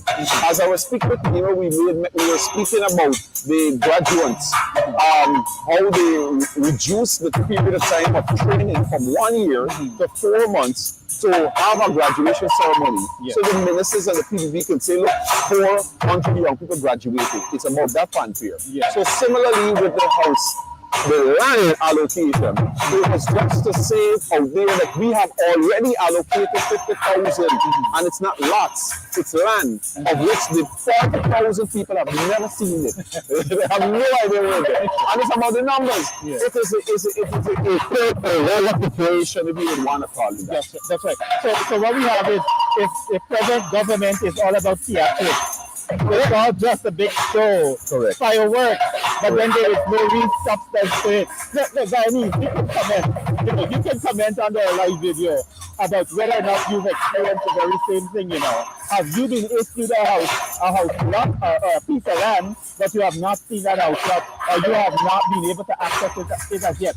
As a matter of fact, I have a challenge to you, and I know the music is disturbing some of you. We are doing a song test. The guys are doing a song test right now, actually, because we are getting ready to get the vibe going. Again, let me stop to say, if you're not on your way, what are you waiting for? Get in the box, call a taxi, call your seat man. Call somebody. You need to be down here at the Square of the Revolution. You need to be on your way down here. All right? No, but I want to challenge you today. If you have received an allocation of process here, I want you to message us. I want you to call us. Let us start. We want to start preparing for our first day, Chris. Our first day in office. We want to know who are those people. So that's my challenge to you. Start reaching out to us. Send us your information so that we can get from day one, from September 2nd or 3rd, whenever they release the information. Because we know that you, the people of Guyana, will vote overwhelmingly for the APNU and our coalition partners so that we will be in government and put you first. So here, Chris, we have to do some work because of this audio. So, like what you said, we're going to go for a very short commercial. We're going to play some more of those endorsements while we make some adjustments to the audio. Thank you for staying with us. Don't go anywhere except you're coming here. That's right. Good evening. I'm James Mallister, former Member of Parliament and former Central Executive Member of the People's National Congress. Tonight, on the occasion of the launch of the campaign by APNU, I extend greetings from New Jersey in the United States of America. I wish presidential candidate Aubrey Norton and Prime Ministerial candidate Director of Finance total success as they embark on this momentous effort to rid Guyana from the clutches of the corrupt and evil People's Progressive Party. I urge each and every Guyanese to not only turn out tonight, but to lend effort in this noble cause to ensure that we restore pride and dignity in Guyana once again. And you must remember that for Guyana to grow, the PPP must go. All the best in this effort, all the best in the campaign. I wish you total success. We're back here at the Square of the Revolution. You see Coffee in the background. And you see, this is not Christopher George. This is Shenica Hayes. I'll tell you something. Shenica is a lot of fire, all right? But Jack, you get nothing wrong, Shenica. If you come wrong, she gonna match you up. Good afternoon, Shenica. We're so happy to have you here. And I'll tell you something, guys. Shenica is going to be taking over very shortly from me. Shenica is a passionate young woman for change in Guyana, but also she believes and embodies the principle of our people-centered movement, which is putting people first. As a mother, she feels for the mothers of this nation. As a parent, she feels for the children of our nation. And we are so excited to have her part of our party, part of our team, and now part of this team here today in this pre-launch activity. Shenica, I'm excited to have you here. What drives you, Shenica? What really drives you in your politics and political work? I tell people, I think it's something that I couldn't avoid. It came naturally, I guess, because of my environment, how my parents being so involved in community work and betterment of people and being partners, always having people in their home, and that drives to help people. And I think I attribute a bigger part of it to going to Sacred Heart Primary School on Main Street. I tell people when I went to Sacred Heart, I wonder, but during that time of 1997, 1998 into 1999, I was going to Sacred Heart Primary.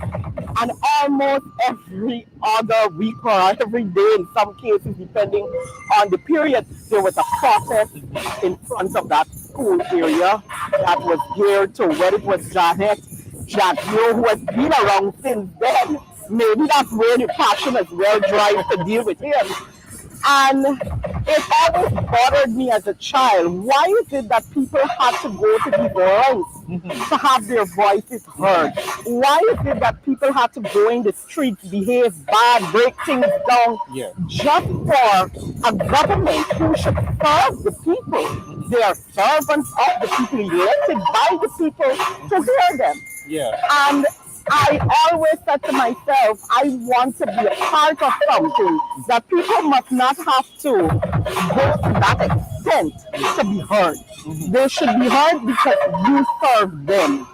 And that, whatever it is that they think will better their life, that is what you as a government ought to be doing for the people. Because you're elected by them. And I think that was one of my biggest drives, wanting to see that change. So for me, it was always either I'm going to be a lawyer and fight for these people on the road, or I'm going to be a politician that, in my view, would be able to help a greater number of people.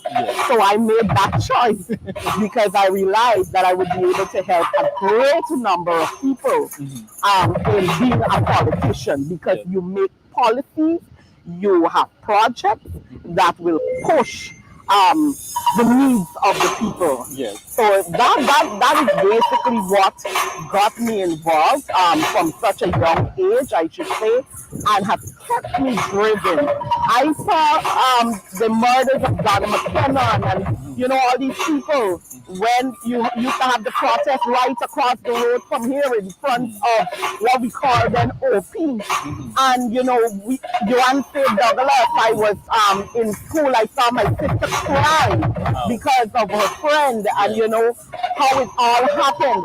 And those things for me, it has stuck with me, and it is something that I want to see change, because as much as we hear some people say, oh, we don't want to hear about Burnham and Chetty. I want to tell them that wasn't Burnham or Chetty. That was Jack Dio. Oh, Jack Dio. He was still here Yes. in politics, and we saw that. And what we have seen in the past 5 years is basically a repeat of those scenarios. Yes. We have a long list of young people, again, who have become victims to what I will say is the failed system of a government. That's true. Who don't care about the people, and they refuse to put the people first. And this is why we have those issues. That's true. That's true. You know, so many of us would have witnessed these very same things, and for some people, it would have caused them to cower away.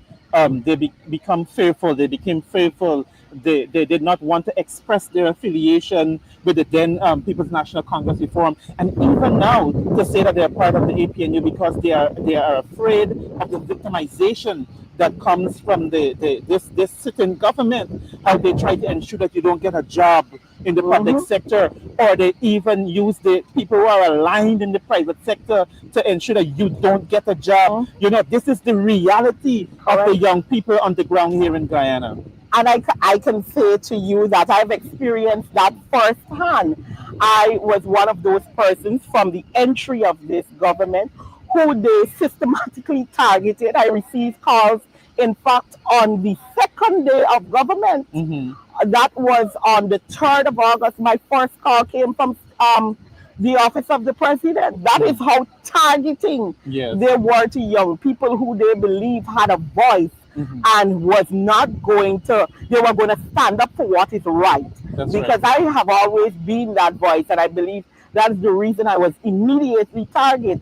And when they realized at that point that they could not deal with me, they went for the next best thing, the other breadwinner in my house. And I can say it, I wouldn't say who said and what, but I was literally told that they were told, well, they can't deal with me yet, so that individual has to be sent home. It was that targeting.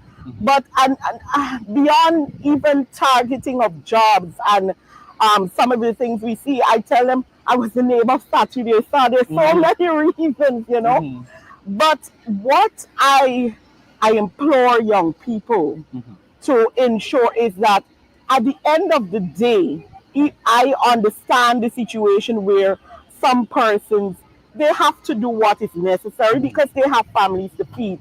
They may not be fearless as me, because I tell people at the end of the day, I have one provider, and he is God Almighty. Absolutely. So what I choose to do in representation of people, for whichever side of the aisle I am on, whatever is right that I believe is right that I speak out to, I am okay with bearing the consequences because I know who is my provider, and I will be okay because he is. But there are persons who may not be as confident as me. Maybe they don't even believe the things that I believe, so they choose to keep quiet and, you know, go through the routine because they have to feed their families at the end of the day. But what I want to tell those young people, and the part that when we go to the poll on September 1st, that people must understand, you are now walking and in that poll, understanding that your vote is yours and yours only. And when you go into that poll to mark your X, you are going to speak the loudest that day against victimization in whatever form it comes. That is your voice. Whether you come out and wear a green jersey, whether you take the red jersey with $15,000 in it, or whether you take whatever they're giving out, and my view that is our money, when you go to that poll on September 1st, and in terms of the military, when you go to that poll on August 22nd, it is your opportunity to say enough is enough. Nobody can tell you what to do when you get in there. That is your opportunity to do what I'm doing loudly. But you do it quietly and ensure that we see the back of the PPP. It's time to remove the cup. That's right. You know, come nominations day, which is the 14th. Yes, the 14th The of July. 14th. That's 8 days away, guys. That's 8 days away. We are going to be releasing a song for that that speaks about that. You know, take it, but take back your country. Correct. You know, whatever they're giving you, it's you own anyhow. Take it back. It belongs to you, and this country is yours, and you deserve the best. And that's what we are talking about. But we are going to break very quickly. We are going to come back and continue this conversation. We are just getting started, guys. So stay tuned. By the way, again, I'm just checking in. I hope you're on your way to the Square of the Revolution. All right. If you're not on your way as yet, I'm telling you, it's time to get on the bus. It's time to call the taxi. We're about to start this powered movement.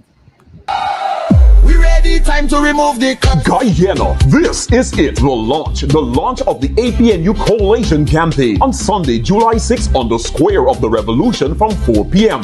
Come meet our candidates. Come out and hear about our people-centered development strategy that puts people first. Come hear from our Prime Ministerial candidate, Jurita Fernandez, our presidential candidate, Aubrey Norton, and others. On Sunday, July 6th from 4 p.m., the Square of the Revolution will vibrate with a people-powered campaign. APNU, putting people first. We ready, time to remove the curse. I'm feeling it now. Back to My fellow Guyanese, I'm Roger Ford, Senior Counsel and Member of Parliament. Today I speak to you not just as your representative, but as your brother in service and your partner in progress. This election is just not another date on the calendar. It's a chance to reset our nation's course, to reclaim dignity, equity, and opportunity for all. That is why I'm proudly endorsing the leadership of Aubrey Norton, our presidential candidate, and Jurita Fernandez, our prime ministerial candidate, under the banner of a Partnership for National Unity, APNU. Aubrey Norton is a man of the people, tested, proven, and grounded in the principles of democracy and national unity. He understands the struggles of everyday Guyanese and has spent his lifetime fighting for justice and equal access to opportunity. And Jurita brings a breath of fresh leadership. Her vision, integrity, and compassion make her a symbol of modern Guyana, where inclusivity and innovation pave the way forward. Together they are the team Guyana needs, and Apnu is certainly the vehicle to take us there.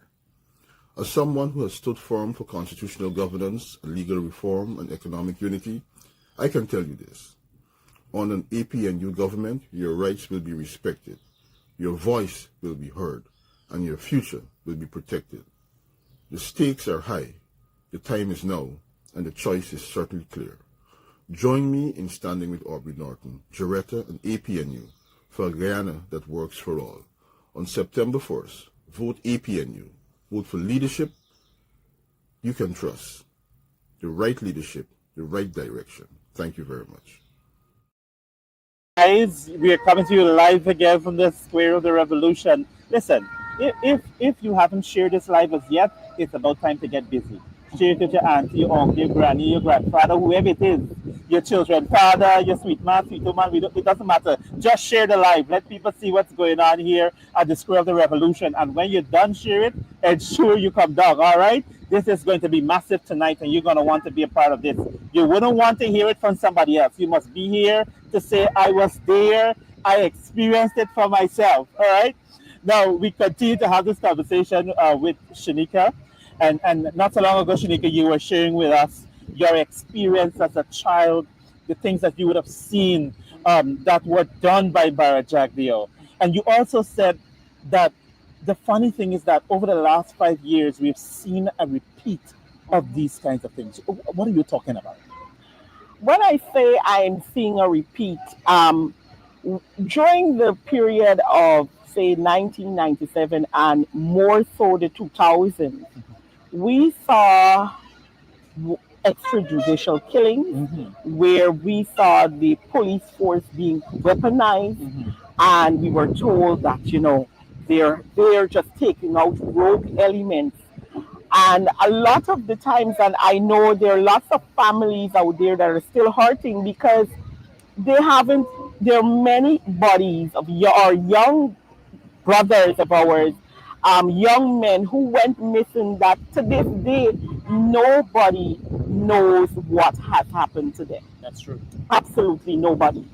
And we saw, as I said, the extrajudicial killings, and just a slew of what I will call the blood period. And one of the most popular songs that you heard then was "How Many More." Oh my! It was something that rang through your ears during the 2000s. Every morning you woke up, it was just some other story. And here we are in 2025. Since 2020 to 2025, we have began to hear that song playing again. And Adriana Young being what I will say, it's not the last because we had scenarios after, but one of the scenarios that really showed us a lot about what would have happened then and even now. Because what we saw with the Adriana Young story, it was a young lady going missing, a young girl going missing. A girl child. And then that energy, that vigor of parents and community that eventually caused her body to be found, unlike some in the 2000s, which we never found. But her body was found. And we saw what happened there. Then we saw this massive cover-up from a government. It is unheard of that in this day and age that a family has to use a lawyer to take the police force to court to get an autopsy report for a case that is so high profile because the entire world watched what happened to Adriana. And I want to say the difference between back then and now is that there is social media. Yes, of course. There are the benefits of social media that the world could have seen what has happened. And before Adriana in 2020, we saw the Henry boys and Harris Singh situation. We saw the mutilation of the Henry boys' body after they went missing in the back dam. And then we heard stories of them thieving coconuts and the most frivolous things. But we saw their bodies, what it looked like. Yes. And the horror of parents having and community to discover young men, young boys, I should say, bodies in that manner without an explanation, without any conclusion to that matter, no justice to this day. And we saw Harris Singh following days after, and we hear stories or rumors of that he would have known what happened to the Henry boys, and they were afraid that he spoke. Yes. And that is why his life was lost. And then we hear them blame people. But then that situation as well, when we see what could have happened to the young man in the Adriana story with the car, it makes you wonder, even in the Harrison situation, because we hear they're blaming one of the other brothers for that murder, who is still sitting in jail, who has pleaded and claimed his innocence in knowing nothing of that nature. But we saw how the police operated with that. And it was only because of the persistence of the family that man would have been spared jail time, probably because he could have been blamed for her murder without any real evidence. But we knew what we saw in the Henry's boy and the Harris Singh matter. And that was just in 2020, September 2020, soon as the PPP stepped back in office. We saw this matter. Then we have the Boston matter, which only concluded last month, where the police officer is now charged with murder because Orange Boston, unlike what the police wanted us to believe in the beginning, was shot in his bed. Yes, cold-blooded murder. Next to his wife, in his home. In his home. By not not even ordinary police, but by the SWAT team, who we know only takes orders at a particular level. These are the kind of things that we have seen when we thought we had dealt with the Henry brothers, Harry Singh, or in Boston. Then we went to Quindon back up. Oh my, yes. On the East Coast. Yes, Golden Grove. We saw what happened in terms of the protests and where the government took that to, and the disrespect that they showed to persons who just wanted to express how they felt about the way the police has been operating. And we saw the president not leave his house to visit the family of this young man who we believe the police use excessive force with. That's another case that has only recently brought forward, where the family now, the court has ordered the family to be paid because of the situation. And we saw the operation of the police in that matter, and the government, how they operated. Then I'm sure that I'm missing a few, but I'm talking about the ones that at least many persons would have remembered. We then had Mr. Peterson, Peterson and Fudgeny from Linden. Yes. Being killed within days of each other. One again where the police told us a whole story until the video footage came out to prove that what they were saying about the young man was false.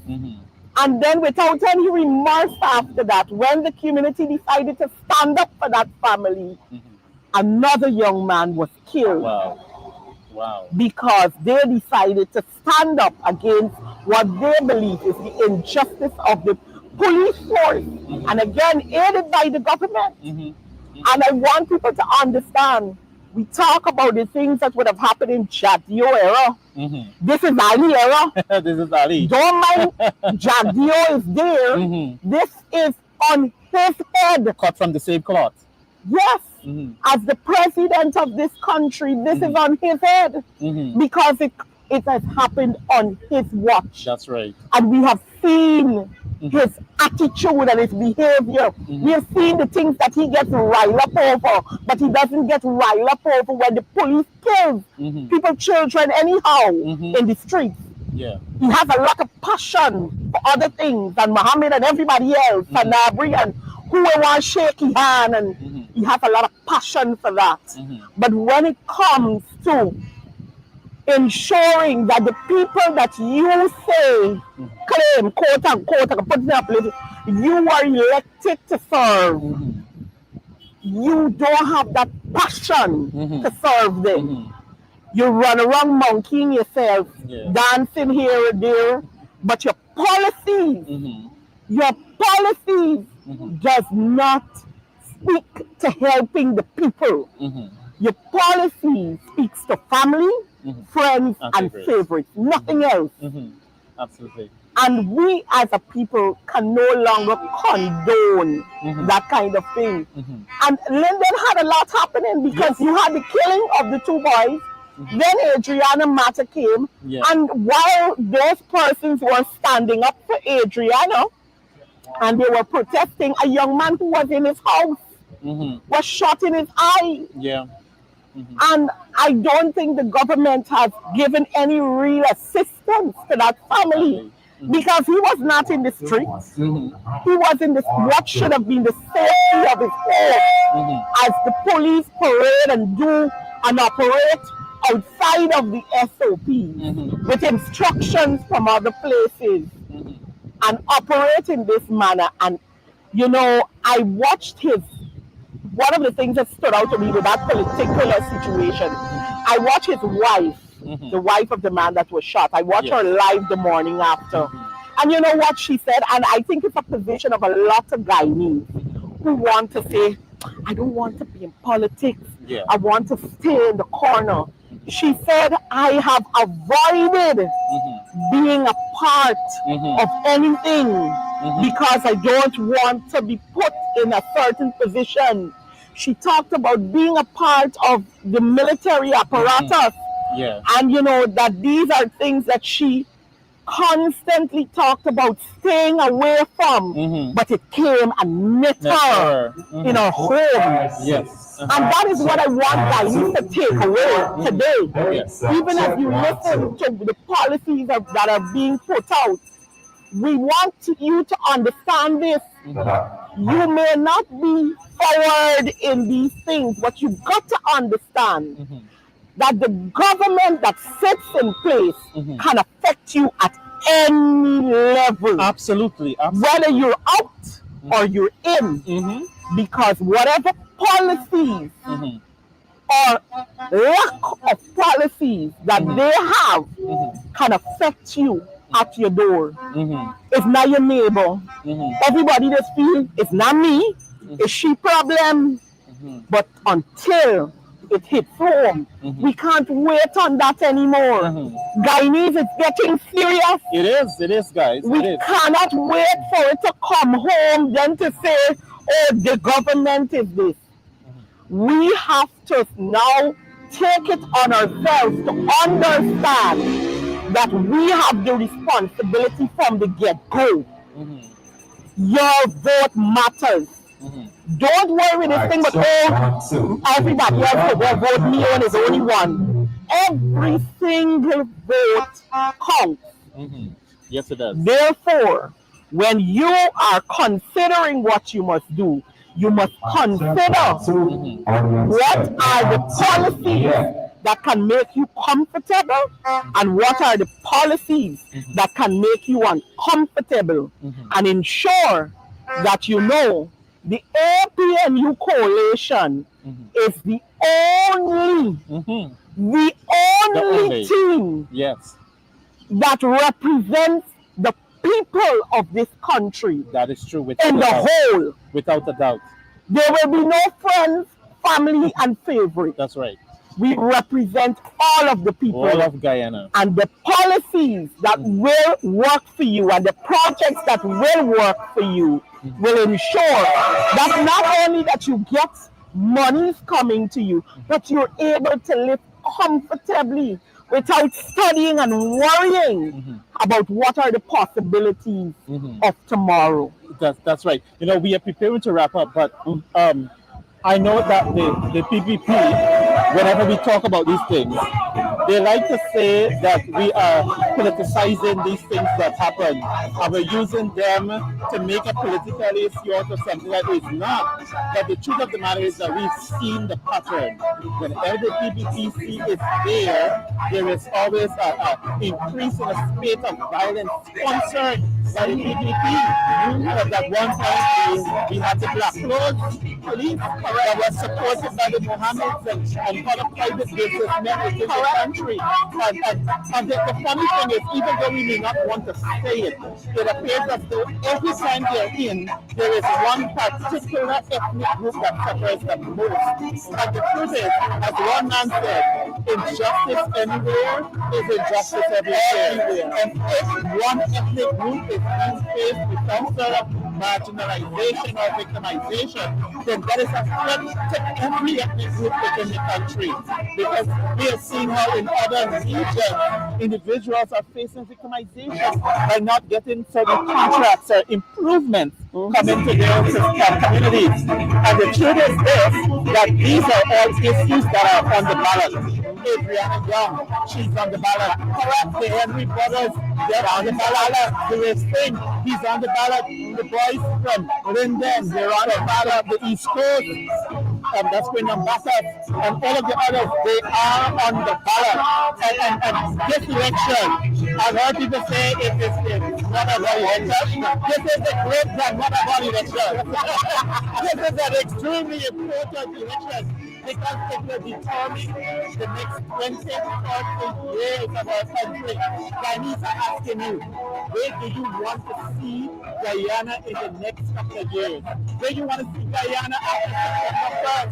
You certainly want to see yourself living better, being able to sleep at night, being able to afford your basic necessities, to not have to worry about how you're going to provide for your family tomorrow. The APNU coalition is the choice for a better future. Shenica, I don't know if you have any closing words before we go here today that you want to say directly to the people of Guyana. I want to tell you, you can't afford to miss this evening launching. So if you haven't started moving as yet to the square, I know you can hear the sound in the background. We're pumping up. People are already arriving.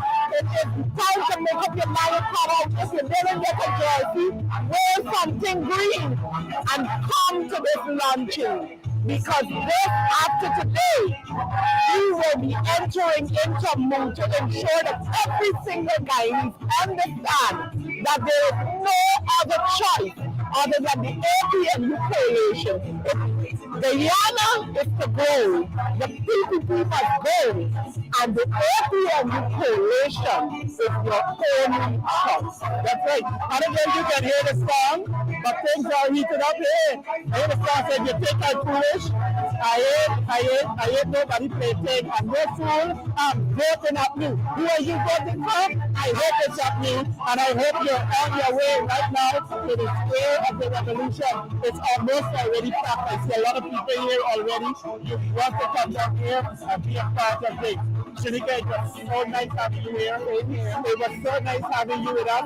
But unfortunately, we have to break because there are a few things that we have to do as we prepare for some activities right after 4. So we will let you know when we are going to resume the live. So stay with us, stick with us, and vote for us. See you guys. We ready, time to remove the Guyana, this is it, the launch of the APNU Coalition campaign on Sunday, July 6 on the Square of the Revolution from 4 p.m. Come meet our candidates. Come out and hear about our people-centered development strategy that puts people first. Come hear from our Prime Ministerial candidate, Jurita Fernandez, our presidential candidate, Aubrey Norton, and others. On Sunday, July 6 from 4 p.m., the Square of the Revolution will vibrate with a people-powered campaign. APNU, putting people first. We ready.